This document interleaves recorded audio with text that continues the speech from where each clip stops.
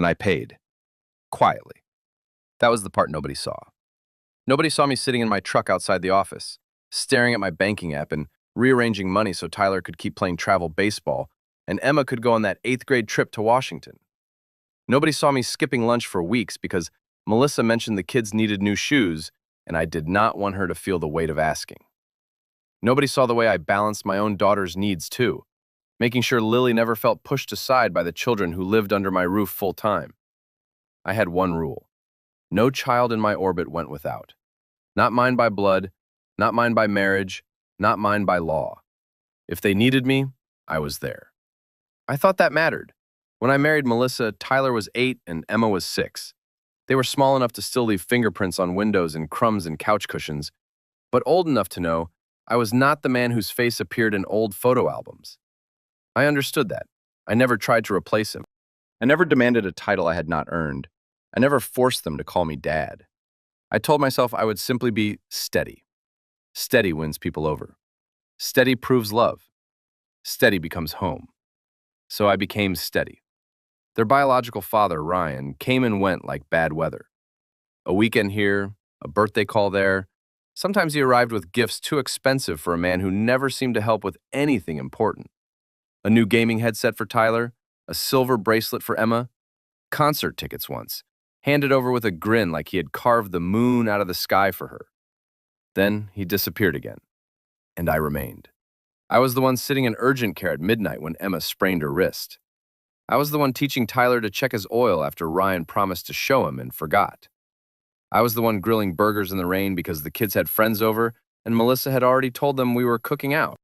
I was the one assembling furniture, fixing Wi-Fi, driving to practices, signing permission slips, and walking through the front door every evening pretending exhaustion was not eating through my bones. But children do not always worship the person who stays. Sometimes they resent him. Sometimes they see his presence as an intrusion instead of a shelter. Tyler began first.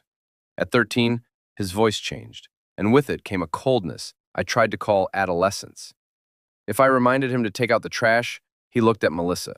If I told him to lower his voice, he laughed under his breath. If I asked about school, he answered like I had offended him by caring. Emma followed more quietly.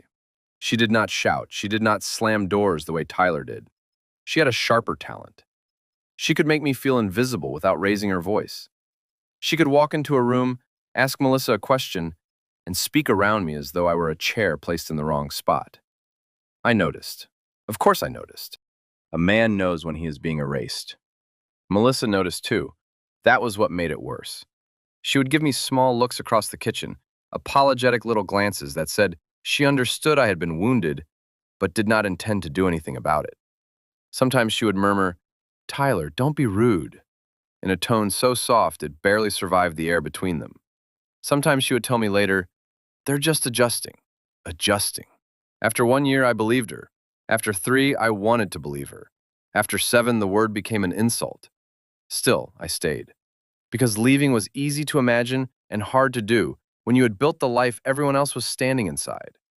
We had a good house, 4 bedrooms, finished basement, a backyard big enough for summer evenings and birthday tents. We had framed photos in the hallway, family vacations on shelves, magnets from places I had paid to take them. Hilton Head, Gatlinburg, Chicago, Lake Erie. Every trip had my signature buried somewhere beneath it. The reservation, the gas, the restaurants, the matching hoodies Melissa insisted were cute. Tyler and Emma appeared in all those photos, smiling, leaning against Melissa, standing beside me only when someone told them to. I used to study those pictures at night and wonder whether I was patient or pathetic. Then I would tell myself the same lie. Give it time. Time became my religion. Time would soften them. Time would show them who packed the coolers and checked the tires before trips. Time would reveal who stayed up waiting when they came home late. Time would teach them that a father was not merely the man who shared their last name. Time taught me something else. It taught me that generosity without respect becomes a leash, and I had fastened it around my own neck. The first crack that truly stayed with me came during Tyler's sophomore year. He wanted new cleats. Not needed, wanted. Expensive ones, bright red, the kind professional players wore. Melissa said money was tight that month. He rolled his eyes and muttered that Ryan would get them. Ryan did not. I did. 2 days later, Tyler walked into the garage wearing those cleats and talking to his father on speakerphone. "Yeah, Dad, they're sick," he said. "Thanks." Thanks. To him. I stood beside the workbench with grease on my hands and said nothing. Emma had her own version. When she turned 15, I helped pay for a Sweet 16 venue, even though it made no sense and cost too much. Melissa wanted her to feel special. I wanted peace. Emma thanked her mother. She thanked her friends. She even thanked Ryan for sending money late, though the amount barely covered decorations. She did not thank me. At the party, someone called me her dad by mistake. Emma corrected them instantly. "He's my stepdad." Not cruel, just quick. Like the distinction mattered more than the man. I swallowed that too. I swallowed so much that silence became part of my diet. Then came the Saturday afternoon that emptied me. We were in the kitchen, sunlight pouring through the windows, making the granite countertops shine like everything in that house was clean and honest. I had just finished confirming the details for a weekend cabin getaway near Hocking Hills. 3 nights, hot tub, fire pit, hiking trails Melissa had been talking about for months. I had booked it because I thought we needed something good. A reset, a chance. Another foolish offering placed on the altar of a family that had already decided what I was worth. Tyler stood by the refrigerator scrolling on his phone. Emma sat at the island eating grapes from a bowl she had not washed and would not put away. Melissa was near the sink, rinsing a mug slowly, her back half turned to us. I said, "We'll leave Friday after school, so everyone needs to pack Thursday night. I don't want the usual last-minute chaos." Tyler did not look up. "I'm not going," I breathed in, calmly, always calmly. "Yes, you are. This has been planned for weeks," Emma laughed under her breath. That laugh was small. It still cut. Tyler finally lifted his eyes. He had Ryan's eyes. That always bothered me more when he was cruel. "You don't get to tell us what to do." I looked at Melissa. She kept rinsing the mug. I said, "I'm not arguing about a family trip." Emma leaned back in her chair, smiling now, enjoying the shape of the moment. "Family trip?" Tyler snorted. Then he said it. "We only listened to our father." The kitchen went still. Not quiet, still. There is a difference. Quiet is the absence of sound. Stillness is the moment after something living has been killed. I waited for Melissa. 1 second, 2, 3, nothing. The water kept running over the mug in her hand. I remember that sound more clearly than Tyler's voice. That thin stream of water striking ceramic while my place in the house drained away with it. I smiled. Not because I was amused, because if I had not smiled, something inside me might have shown on my face, and I refused to give them the satisfaction of seeing me bleed. I nodded once. "All right," I said. Tyler looked surprised. Emma's smile flickered. Melissa finally turned her head, but only slightly. I took my phone from my pocket. My hands were steady. That surprised me. I opened the cabin reservation first. Canceled it. No hesitation. No final glance at the photos of cedar walls and mountain views. Gone. Then I opened the shared accounts. Travel app. Removed them. Family calendar. Removed them. Streaming passwords. Changed. Cloud storage. Changed. Gaming subscriptions. Paused. Shared payment cards. Locked. Household password manager. Access revoked. One by one, I cut the invisible cords they had mistaken for air. Nobody spoke. Maybe they thought I was checking email. Maybe they thought I was being dramatic in some harmless adult way. Maybe Melissa knew exactly what I was doing and was too afraid to ask. Finally, I opened Ryan's contact, the man they listened to, the father whose name carried more weight than my years. I typed one message. "Come and get him today." I sent it. Then I placed my phone face down on the counter and looked at Tyler and Emma. "All settled," I said. And for the first time in nearly 10 years, I meant it. I expected shouting. I expected Tyler to slam a door, Emma to roll her eyes, Melissa to demand an explanation before I even slipped my phone back into my pocket. None of it happened. The silence lingered in the kitchen like smoke after a fire. Tyler glanced at Emma with the confidence of someone who believed I had just staged another empty performance.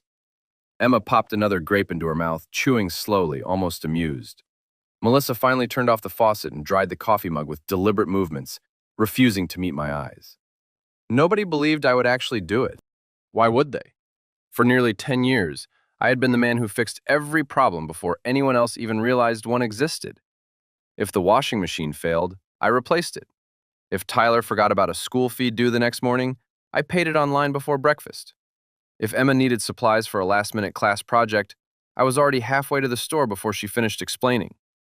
I had become predictable, reliable, convenient. People stop appreciating a bridge when they cross it every day. Melissa broke the silence first. So, she said cautiously, what exactly were you doing on your phone? I looked at her. I finished something. Her forehead creased. Finished what? I'll let you know when it matters. Tyler laughed under his breath. There he goes again. Emma shook her head. He'll be over it by tomorrow. Neither of them understood that something inside me had already cooled beyond anger. Anger burns hot. What I felt was colder than that. It was clarity. I walked into my office, closed the door, and opened my laptop. The cabin cancellation confirmation had already arrived. No refund. I didn't care. Then I logged into our cellular account. 4 phones. Mine, Melissa's, Tyler's, Emma's. I removed the 2 lines that belonged to the children. The confirmation screen asked whether I was sure. I clicked yes. Next came the gaming subscriptions. Canceled. Cloud storage. Removed. Music memberships. Expired immediately. I wasn't trying to punish them. I was separating responsibilities from entitlement. If I had no authority, I had no obligation. The equation was finally balanced. An hour later, I heard Tyler yelling from downstairs. Mom, Melissa answered. What? My phone says no service. A pause. Emma's voice joined his. Mine too. Melissa knocked on my office door without waiting for permission to enter. Did something happen with the phone plan? Yes. What happened? I canceled 2 lines. She stared at me. You canceled them? I nodded. Why would you do that? I leaned back in my chair. Because they don't belong to me anymore. Her expression shifted from confusion to irritation. Derek, stop this. I'm not starting anything. They're teenagers. They have a father. She folded her arms. You know what I mean. I do. No, you don't. I think I finally do. For several seconds, she simply looked at me. Then she sighed. They said something stupid. They said something honest. They're kids. They're old enough to know exactly what they said. Melissa rubbed her temples. I'll talk to them. I almost smiled. Now? What does that mean? It means I've been waiting almost 10 years for that conversation. She looked away. That answered everything. She wasn't preparing to defend me. She was preparing to smooth things over. Again. By evening, Tyler had already found Wi-Fi and was complaining to his friends through online messages. This is ridiculous. Emma paced through the kitchen. I can't even text anyone. Neither of them apologized, not once. Instead, they treated the inconvenience as though it were proof I had lost my mind. After dinner, I opened another account, the family calendar. Every appointment I had entered over the years filled the screen. Orthodontist, basketball practice, Emma's driving lessons, SAT tutoring, summer camp deposits, parent meetings. I deleted every reminder connected to Tyler and Emma. Then I closed the calendar. For the first time in years, I had nothing scheduled for children who insisted they did not belong to me. Saturday turned into Sunday. Sunday became Monday. Nobody mentioned the cabin. Nobody mentioned my message. Until my phone buzzed. Ryan. I answered immediately. What? His voice carried lazy confidence. Derek, what's this text about? You read it. I figured you were blowing off steam. I'm not. A pause. So, what are you saying? I'm saying your children told me they only listen to their father. Kids say things. I agree. They don't mean everything. I think they meant this. Another silence. Then he laughed. You'll cool down. No. Derek, I'm done pretending. His tone sharpened. You can't just dump this on me. I looked through the office window toward the backyard where Tyler was shooting basketballs as though nothing had changed. I didn't dump anything on you. What does that mean? I returned responsibility to the person who wanted the title. You've been taking care of them for years. Exactly. I've got work. So do I. I can't just come get them. You should have thought about that before letting someone else raise your children. His breathing became heavier. This isn't fair. I almost laughed. Fair. That word had never appeared when tuition bills arrived, or grocery receipts, or emergency room invoices.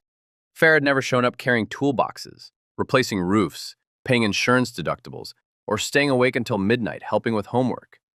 Fair only appeared when someone else was asked to contribute. You have until today, I said. You can't be serious. I've never been more serious. I ended the call before he could answer. For the next few hours, the house remained strangely calm. Melissa believed the conversation had solved nothing. Tyler believed Ryan would never come. Emma believed I would apologize before dinner. They all shared the same assumption, that I was still the man who would surrender first.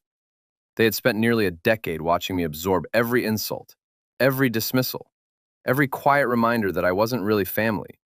They thought this would become another story they laughed about later. They didn't realize the man they depended on had already walked away. He was still living in the same house, still sleeping in the same bedroom, still driving the same truck. But the version of me that kept sacrificing himself for people who openly rejected him had disappeared the moment Tyler smiled and said, "We only listened to our father." And unlike every other time before, I had decided to believe him. Ryan arrived at 6:42 that evening. I remember the time because I've been watching the driveway from the kitchen window, not with impatience, but with the kind of calm a man feels after the decision has already been made. The sun was dropping behind the houses across the street, throwing long shadows over the lawns of our quiet neighborhood outside Columbus. Sprinklers clicked in the distance. A dog barked twice and stopped. Everything looked ordinary. That offended me. A man can spend nearly 10 years being quietly used, quietly dismissed, quietly carved out of his own household, and the world will still look peaceful when he finally stops bleeding for people. Ryan pulled up in a black SUV that needed washing. He sat there for a moment before getting out, like even stepping onto my driveway required courage he had never bothered developing. He wore sunglasses, though the sun was almost gone. Same old Ryan, always dressed like a father in photographs, never like one in practice. Tyler saw him first. "Dad's here," he said, relief brightening his voice. Emma grabbed her hoodie from the chair. Finally! Finally! As though they had been rescued from me. Melissa stood near the staircase with her arms folded, face tight, still convinced this was theater. I could see it in her eyes. She thought Ryan would arrive, I would make my point, everyone would apologize badly, and by morning, I would reconnect the phone lines, rebook something else, and return to my assigned position beneath everyone's expectations. Provider, driver, emergency contact, wallet with a pulse. Ryan knocked once and opened the door before anyone answered. That small act told me everything. He still believed he had authority here because his blood lived under my roof. "Hey," he said, looking around. "What's going on?" Tyler moved toward him with a grin. Derek freaked out. Emma rolled her eyes. "He canceled our phones." Ryan glanced at me, half annoyed, half amused. "Come on, man. You really dragged me over here for this?" I wiped my hands on a dish towel and placed it on the counter. "No," I said. "They did." His smile faded a little. Melissa stepped in quickly. "Derek is upset because the kids said something they shouldn't have said." Ryan looked at Tyler, then Emma. "What'd you say?" Tyler shrugged, still too confident. "Just that we only listened to our father." The words hung there again. This time I watched Ryan hear them. Not as an insult to me, as a bill addressed to him. His posture shifted. Not much, just enough. I said, "So I called their father." Ryan gave a short laugh. "Okay, I'm here. You made your point." "No, you're here to get them." The room changed. Tyler's grin vanished first. Emma blinked like she had misheard me. Melissa's arms fell to her sides. Ryan stared at me. "What?" "They said they only listened to you. So from now on, you handle them." He looked toward Melissa. "Is he serious?" I answered for her. "Yes." Ryan's jaw tightened. "Derek, I can't just take them tonight." "You can. They've got school tomorrow." "I know." "Tyler has practice." "I know." "Emma has that appointment Wednesday." "Orthodontist, 3:30. Address is in the paperwork I printed." That stopped him. I walked to the hallway table and picked up the folder I had prepared. Thick, organized. Years of my invisible labor reduced to paper. School contacts, medical insurance cards, practice schedules, medication notes, teacher emails, login instructions that still applied, emergency forms, Tyler's baseball calendar, Emma's orthodontist schedule, the counselor's number, the mechanic who knew Tyler's car, everything. I held it out to Ryan. He did not take it at first. That was the first honest moment I had ever seen from him. For years, he had enjoyed being the name they defended, the myth they protected, the father who arrived with gifts and left before discipline or responsibility could touch him. Now I was offering him the weight behind the title. He looked afraid of paper. "Take it," I said. His hand rose slowly. Tyler said, "Wait, we're not actually leaving." I looked at him. "You are." Emma's voice sharpened. "Mom?" Melissa's eyes filled with panic, but not enough courage. "Derek, this is too far." "No," I said. Too far was letting them believe contempt had no consequence. They're children. They're teenagers, old enough to choose whose authority they recognize. Ryan flipped through the folder with increasing discomfort. "I don't have rooms set up." "Then set it up." "I work early." "So do I." "I don't know their morning routine." "They can teach you. They only listen to you." The sentence struck harder the second time. Tyler looked down. Emma crossed her arms, but her face had lost its arrogance. Ryan lowered his voice. "You're putting me in a bad spot." I stepped closer, keeping my tone quiet. "No, I'm removing myself from one." For a moment, nobody moved. Then I walked upstairs. I did not pack everything. I was not cruel enough to turn their lives into trash bags. I packed what they needed for the next week: clothes, school items, Emma's charger, Tyler's cleats, toiletries, medication. The practical things I had always remembered because no one else did. When I came back down, Ryan was standing in the same place, folder in hand, looking like a man who had been handed a map to a country he claimed to own, but had never visited. Tyler finally spoke. "This is stupid. We'll just come back tomorrow." "No," I said. His eyes lifted. "What do you mean, no?" "I mean, this is not a sleepover. This is not a lesson for one night. This is your father taking responsibility."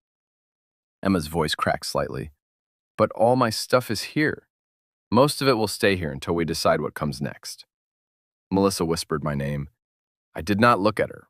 If I looked at her too long, I might remember the woman I had loved before I understood how easily silence can become betrayal. Ryan took the bags because he had no choice left. Tyler followed him first, angry and embarrassed. Emma lingered by Melissa, waiting for her mother to stop it. Melissa did not. That was the tragedy of her. She could fail me and still fail them in the same breath. At the door, Ryan turned back. "This isn't over." I nodded. "No, it's finally beginning." The SUV doors slammed one by one. Tyler stared at the house through the window as Ryan started the engine. Emma wiped at her face quickly, pretending she was not crying. Ryan sat behind the wheel with the folder on his lap, stunned by the sudden shape of fatherhood. Then he backed out of my driveway. I watched until the taillights disappeared down the street. Melissa stood behind me, breathing unevenly. "You really did it," she said. I kept my eyes on the empty road. "No," I said. "They did." And for the first time in that house, the silence belonged to me. Melissa did not sleep that night. Neither did I. The house felt unfamiliar after Ryan drove away with Tyler and Emma. For nearly a decade, there had always been noise somewhere. A television left running upstairs, music leaking beneath a bedroom door, arguments over whose turn it was to empty the dishwasher, someone shouting that they couldn't find their shoes 5 minutes before leaving for school. Now there was nothing. The silence wasn't peaceful. It was honest. Melissa walked through the house long after midnight, turning lights on and off without purpose. She opened Emma's bedroom door and stood there for several minutes before quietly closing it again. She wandered into Tyler's room next, straightened the blanket on a bed no one would sleep in, and came back downstairs with red eyes. "You've gone too far," she whispered. I looked up from the kitchen table where I was organizing paperwork for work. "Have I?" "They're children." "They're not here," she stared at me. "That's exactly my point." "No," I answered calmly. "That's exactly mine." She shook her head, unable to find words that would undo what had already happened. For years, she had watched disrespect grow in small pieces, never dramatic enough to demand confrontation, never loud enough to force a decision. Every insult had been softened with excuses. "They're just teenagers. They're having a bad day. They didn't mean it." Those excuses had become the foundation of our marriage. Now there was nothing left to stand on. The following morning, my alarm rang at 5:30, exactly as it always had. Habit survives heartbreak. I showered, dressed, poured coffee into my travel mug, and walked toward the garage. Melissa stopped me. Aren't you taking Tyler to school? I met her eyes. No, but I believe Ryan is. She opened her mouth, closed it, then looked away. At 7:15, my phone rang. Ryan. I answered without speaking. What time does Tyler have to be at school? I glanced at the clock. First bell is 7:45. Damn it. Silence. Then he asked, does he usually eat breakfast? I almost laughed. Every morning. What does he eat? Depends. What does that mean? It means if you'd spent more than alternating weekends with your son, you'd know. He exhaled sharply. This isn't helping. It wasn't supposed to. I ended the call. 10 minutes later, he called again. Where's Emma's inhaler? In the front pocket of her backpack. You packed it? Of course. Another pause. You remembered that? I remembered everything. He didn't answer. He simply hung up. For the first time, Ryan wasn't dealing with visits. He was dealing with mornings. Real fatherhood begins before sunrise. By lunchtime, Melissa had already received 3 phone calls from him. The first was about school pickup. The second about baseball practice.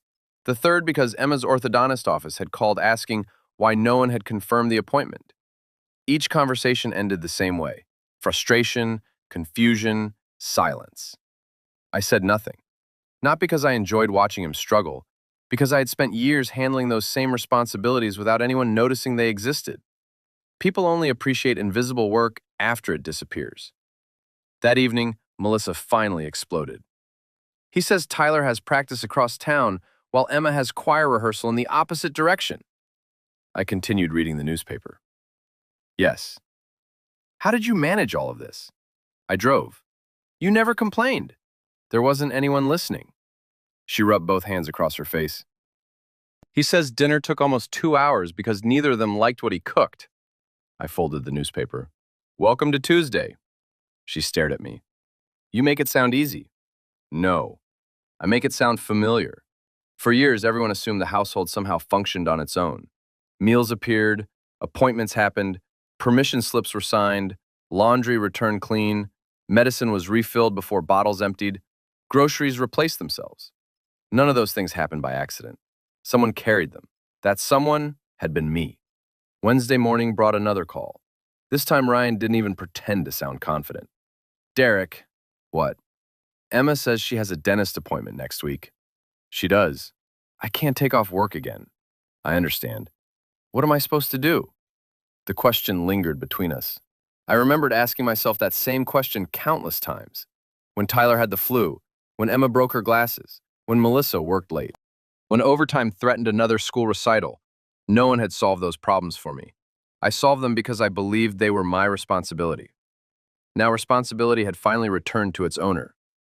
I don't know, I answered. You've always figured it out. I know. Another long silence. Finally, he asked the question I had been waiting to hear. How long have you been doing all this by yourself? I looked around the quiet kitchen, the empty hallway, the staircase without backpacks scattered across it, the refrigerator covered in schedules I no longer needed to check. Almost 10 years. He didn't speak, neither did I. Then the line disconnected. Melissa came downstairs just as I placed my phone on the table. Was that him? Yes. How's he doing? I considered the question carefully. Then I answered with complete honesty. He's discovering what being their father actually costs. For the first time since Ryan had driven away, Melissa didn't argue. She simply sat across from me in silence, staring at the 2 empty chairs where Tyler and Emma used to eat breakfast every morning. I wondered if she was finally seeing what I had carried, or if she was only seeing what was missing. Sometimes those are 2 very different things.